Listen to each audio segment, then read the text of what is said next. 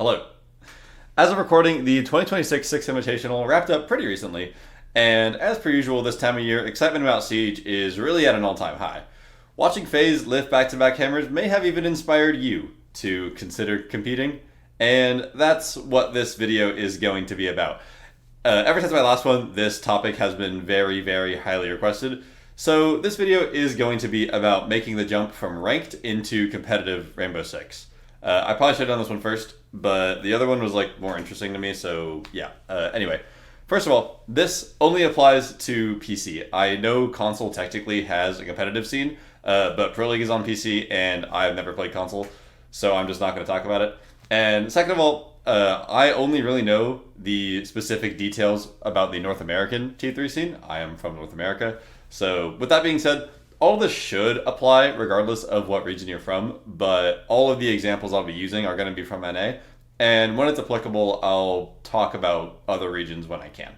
So since this is the foundational video, I'm once again going to quickly explain the tiers of play using our friendly tier list from last time. Just to orient ourselves to where we are at, I'll be quick about it though. So tier 1 is Pro Play. This is the regional leagues, majors, and of course the invitational. Now, Tier 2 is official Ubisoft events that are 18 plus that feed into Tier 1 either through relegations or just by scouting talent.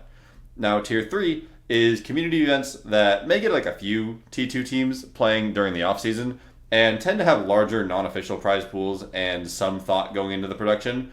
At the time of recording, XGS is just finishing up a month ago, and right now they're pretty much the gold standard for North American T3 Siege. But we used to have stuff like SCS and CCS back in the day. And Tier 4 is every other community league. They tend to have pretty small prize pools and get no production coverage, very few, if any, T3 or T2 teams. But this video is about making the jump from ranked to the Tier 4 or Tier 3 levels of competitive play.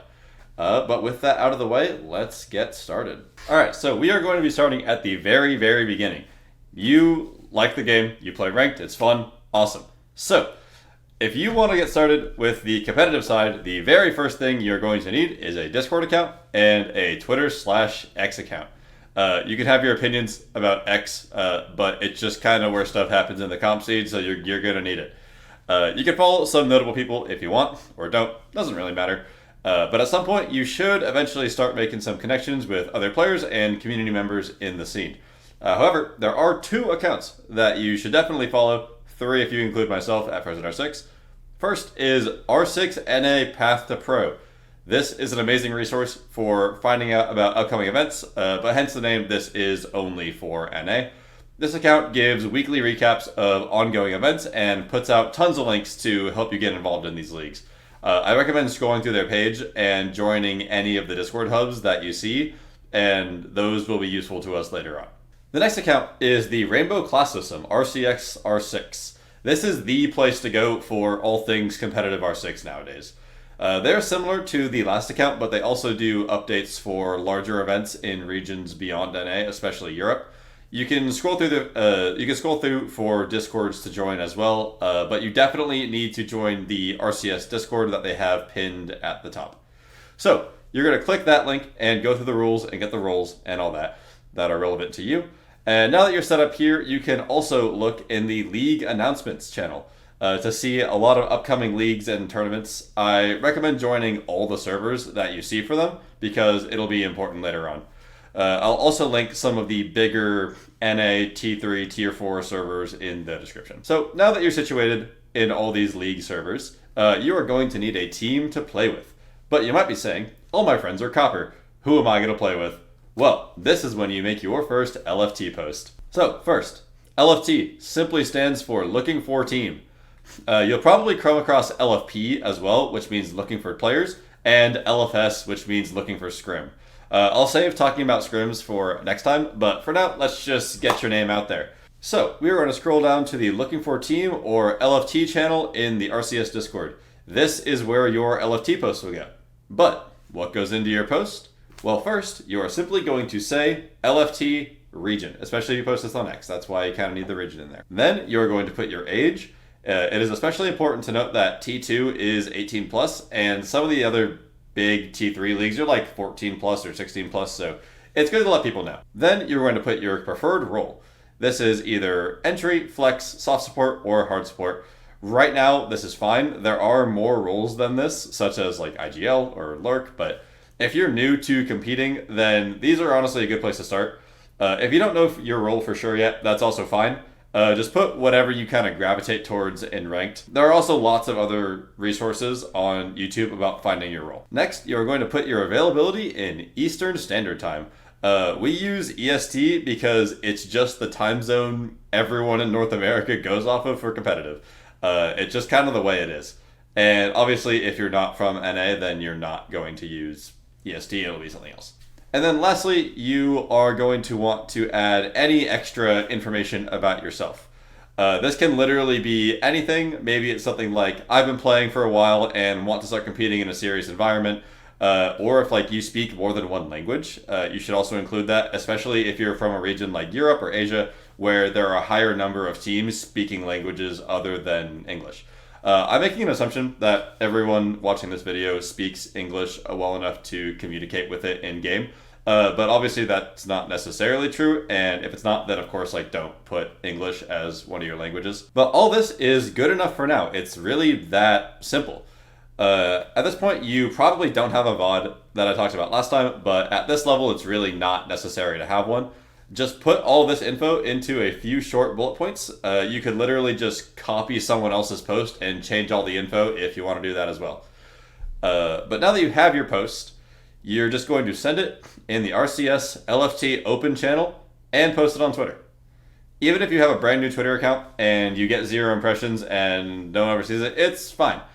Someone may end up searching LFT NA and stumble across your post, and then you never know, right? You should also go into the League Discords that you joined and post in their LFT channels. And these Discord servers generally limit reposting your LFT to like once a week.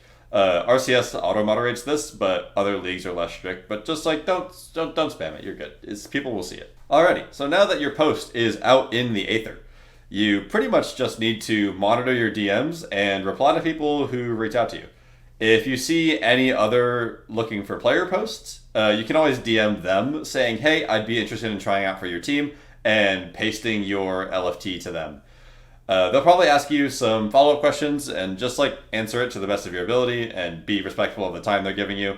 If all goes well, then someone will reach out to you and they'll ask you to scrim with them sometime soon, and you'll play with them a few times, see how it goes, and kind of just wait to hear back. So in the meantime, there's a few things that you can do to kind of boost your chances of getting some teams interested in you. First of all, I believe you should definitely be posting your clips to Twitter. I know in my last video I talked about how clips aren't enough to get you a tryout for like a T2 or a Tier 1 team. But when you're just starting out in Tier 4, they are a great way to just kind of get your name out there. You can also play in stuff like Hungry Tens to meet some players and start networking a little bit more. Okay, hello. Future me, editing me, talking. I didn't know where to put this in, but I do want to talk about playing with people you already know. If you do have friends who are like also interested in playing competitively, I would highly recommend trying to either go LFT with them or be trying to like make a team with the people you know. Really just because you will, one, have better coordination, better synergy, better teamwork, and really like those are the things that are going to end up mattering the most. And second, it's just more fun.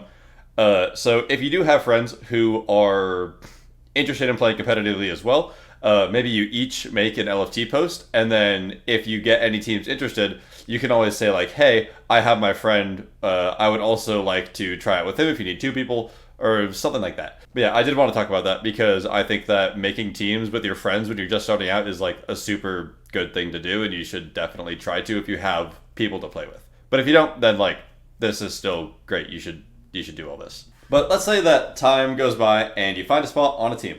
Great.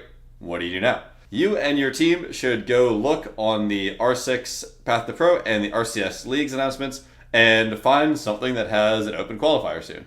You can follow the information from those posts to sign up on the various platforms, whether it's Challenger Mode or OPL or whatever. You'll figure that out as you go. Join the Discord for that league and start playing some scrims to prepare. And honestly, that is it. Like, it's really that simple to get started. I think that covers basically everything you need to know to just like get your foot in the door. I hope you found this educational and a little bit entertaining, and I really hope this sets you off in the right direction. Siege is such a unique, competitive, and creative outlet, and it's a lot of fun regardless of how far you want to take it. So if there's any other topics you want me to cover, or if you have any questions, leave that in the comments and I will try to get back to you. I read all of them. The next one of these will probably be about what scrims are, like what they're for, how to find them, all that stuff. If you're watching this video in the future, then that video will be right here. But other than that, that's really it. So thank you for listening. See you next time.